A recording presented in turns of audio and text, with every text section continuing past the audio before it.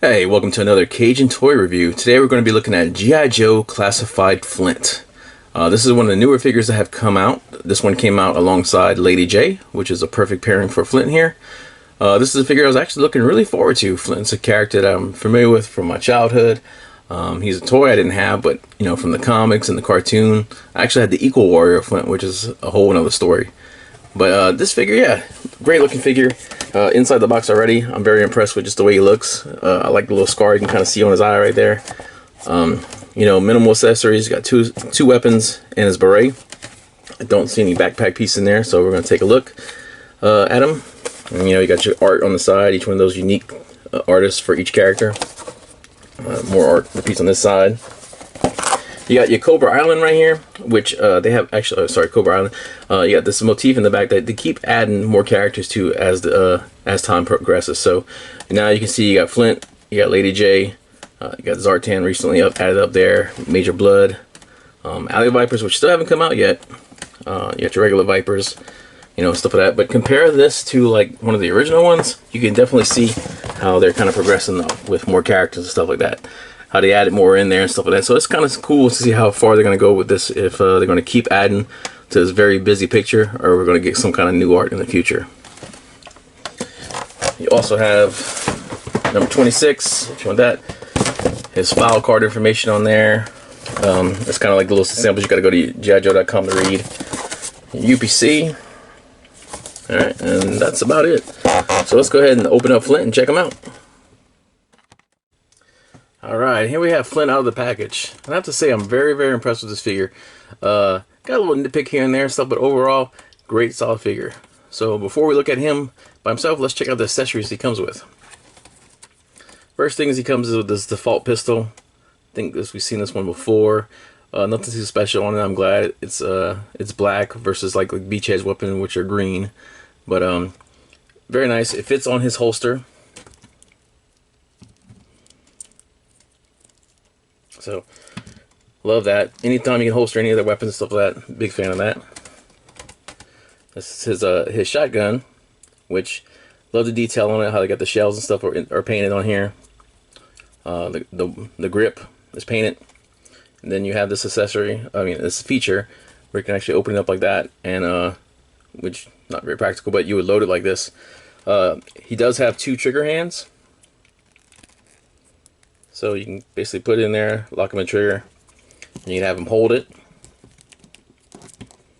Or, which I had him looking like earlier, you can have him loading shells. So, the shotgun can go in this pouch he has on his back. Now, it would look like it was supposed to go like this, but it is wider. So it's supposed to go like this. But it'll hold it either way. It's not very loose. So either way, well, that one's a little looser, but if you get it to the shells, you pretty much got it. It really just depends on how you're going to pose them. If you want that gun on the back like that, on how it's going to stick out. Yeah, see, I'd rather the other way. All right, so put that back like that, and then his beret. Here's a Ranger. And then with the way his hair is made, when it's cut, it actually is perfect to hold the hat in place. Beret, sorry. There you go. Basically, you heard the click. It kind of snaps on there, and once it's on there, it ain't going anywhere.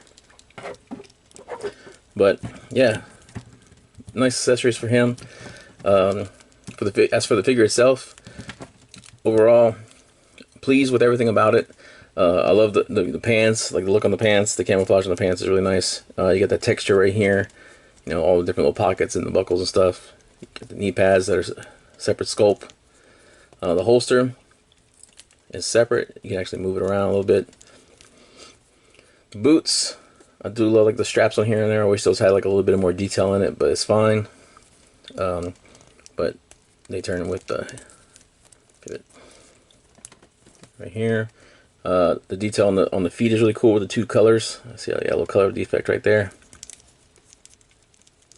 As for like his belt and everything, I wish they would have colored all these shells. I wish they would have colored these, but I do like the gold buckle and the detail on these grenades. The belt is free, so it can be moved. The vest is also independent. Oh look, he's got a ranger thing. I wish you could take this off and take a look, but maybe later. But like I said, I love the vest. All the pockets you have right here, the shells. You got your little G.I. Joe communicator or camera. His sleeves, you got some texture on the shoulders right here, so I guess it's a reused arm. But the sleeves right here, I do like how you have the texture where it does look like they're possibly rolled up. The gloves are awesome. It doesn't come with any additional hands. I don't think any of the Joes yet have. But so you have 2 trigger hands. The fact that he has a watch in his hand is awesome too. Cool detail. On the back side, not too much really going on right here. Basically, you got this holster for the shotgun on the back, which yeah, is glued on there. Now he does have a peg hole kind of hidden behind here. Without really taking off this vest, I don't know if you would get a backpack to stand there well. So that's another reason to attempt to kind of take that vest off and see. As for his face and everything, it looks like Flint. I mean, it looks like the Flint I know from the cartoon. It fits. I do like he has the scar on that one eye, and you know, the military cut. Yeah, he definitely an awesome figure. As for posing, get your full head rotation. You can look down about that much. He can look up pretty good. There's nothing really restricting him, but that's about as far as you're gonna get that. You know, arm rotation. Got rotation, arm. Got your wrist rotation, elbow flex. You can do turn the waist pretty much all around. It gets a little tight right there. I'm scared to push that too far, but with the belt being loose, you can kind of get some better poses with that as well. Your legs, got a good range on the leg. With the belt being moved, you can actually kind of get it if you want it higher than that. Yeah, so both the legs and that. Got your, of course, your knee, ankle, and there's no foot pivot rocker. So overall, great figure. I mean, he looks great. Love the color scheme on him. He looks like Flint. You know, some of the characters they kind of modernized a little bit. You know, like Duke and stuff gave him extra things in there. But Flint looks like I remember Flint. You know, this reminds me of the character that I remember from the comics and stuff like that. There's no like weapon really I remember Flint using particularly, so these are great. But overall, yeah, I give him a solid, I give him a 9 out of 10. I really like this figure. He's definitely going to be a figure that, even if I just had an individual Joe pose, he'd probably be the one right now, because he looks like the G.I. Joe I remember. So, anyway, give me a comment, like, subscribe. We'll be doing more Joes, Ninja Turtles, Batman, a lot of Marvel Legends and stuff like that. Bigger and better things coming as we get more into it. But I appreciate you watching it. And have a good one. See you around.